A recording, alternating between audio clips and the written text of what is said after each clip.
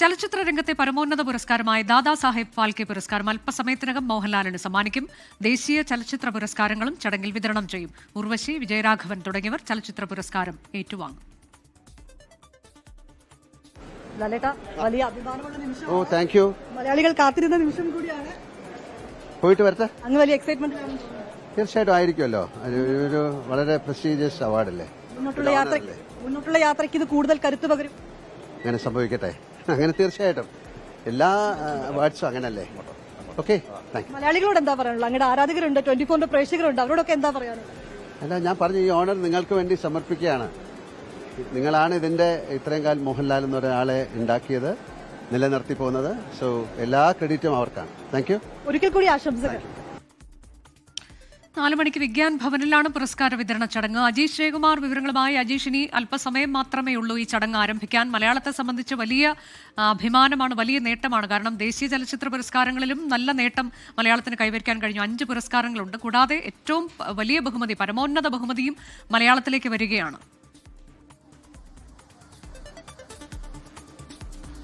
അങ്ങനെ തന്നെയാണ് അനുജ. ഞാനിപ്പോൾ നിൽക്കുന്നത് ഈ വിഗ്യാൻ ഭവന്റെ മുന്നിലാണ്. ഇപ്പോൾ എല്ലാ സുരക്ഷാ ക്രമീകരണങ്ങളെല്ലാം പൂർത്തിയായി, ഒരുക്കങ്ങൾ പൂർത്തിയായി. ചടങ്ങിന് വേണ്ടിയിട്ട് ഒരുങ്ങിക്കഴിഞ്ഞു. 4 മണിക്കാണ് ഈ ചടങ്ങ് തുടങ്ങുന്നത്. ഈ രാഷ്ട്രപതി ഏതാണ്ട് 3:50 കഴിയുമ്പോൾ തന്നെ ഈ വിഗ്യാൻ ഭവനിലേക്ക് എത്തിയും. അതിനു മുമ്പ് തന്നെ എല്ലാ അവാർഡ് ജേതാക്കളും ഈ വിഗ്യാൻ ഭവനിൽ അകത്തേക്ക് പ്രവേശിക്കും. നമുക്ക് ഇപ്പോൾ മലയാളത്തിൽ നിന്ന് അവാർഡ് ജേതാക്കളായിട്ടുള്ള എല്ലാവരും ഇവിടെ എത്തിക്കഴിഞ്ഞു. ഇനി ദാദാസാഹിബ് ഫാൽക്കെ പുരസ്കാരം കിട്ടിയ മോഹൻലാൽ കൂടി മാത്രമാണ് മലയാളത്തിൽ നിന്ന് ഇനി ഇങ്ങോട്ടേക്ക് എത്താനുള്ളത്. മോഹൻലാൽ അല്പസമയത്തിനകം ഇങ്ങോട്ടേക്ക് എത്തുമെന്നാണ് നമ്മൾ പ്രതീക്ഷിക്കുന്നത്. അദ്ദേഹം ഹോട്ടലിൽ നിന്ന് പുറത്തിറങ്ങുമ്പോൾ അദ്ദേഹം നമ്മളോട് സംസാരിച്ചതായിരുന്നു നമ്മൾ നേരത്തെ കണ്ടത്. അദ്ദേഹം അഭിമാനമുള്ള നിമിഷമാണ്. കൂടാതെ തന്നെ മലയാളത്തിൽ നിന്ന് ഉർവശിയും വിജയരാഘവൻ അടക്കമുള്ളവർ ഈ അവാർഡ് ജേതാക്കളായിട്ടുണ്ട്. അവരെല്ലാം തന്നെ ഈ വേദിയിലേക്ക് എത്തിക്കഴിഞ്ഞിരുന്നു. മറ്റു ഭാഷകളിൽ നിന്നുള്ളവരും നേരത്തെ തന്നെ ഇവിടെ വേദികളിലെത്തി. 3:30 അവിടെ തന്നെ എത്തണം എന്നായിരുന്നു ഇവർക്ക് നൽകിയിരുന്ന നിർദ്ദേശം. അങ്ങനെ അത് കിട്ടിയതിനനുസരിച്ചിട്ടാണ് ഈ അഭിനേതാക്കൾ, അവാർഡ് ജേതാക്കളായിട്ടുള്ളവരെല്ലാം തന്നെ ഇങ്ങോട്ടേക്ക് എത്തിയത്. കൃത്യം 4 മണിക്ക് തന്നെ ഈ അവാർഡ് വിതരണം തുടങ്ങും. ആദ്യം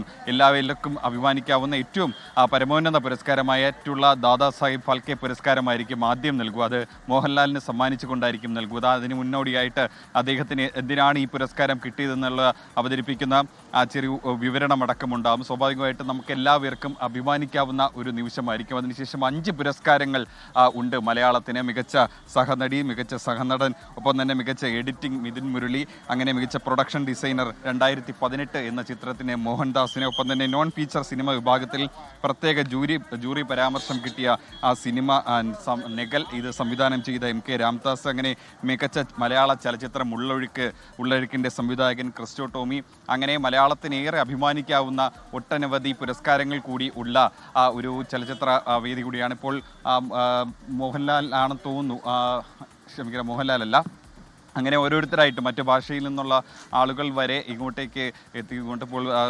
നിർമ്മാതാവ് ആന്റണി പെരുമ്പാവൂര് അടക്കമുള്ളവർ ഇങ്ങോട്ടേക്ക് എത്തിയിട്ടുണ്ട്. മോഹൻലാൽ കഴിഞ്ഞ ദിവസം രാത്രിയാണ് ഡൽഹി വിമാനത്താവളത്തിലെത്തി. അദ്ദേഹത്തിൻ്റെ ഭാര്യ സുചിത്രയുണ്ട്. അദ്ദേഹത്തിൻ്റെ ചില സുഹൃത്തുക്കൾ കൂടി ഈ വേദിയിൽ ഇന്ന് എത്തുമെന്നാണ് അദ്ദേഹം അറിയിച്ചിട്ടുള്ളത്.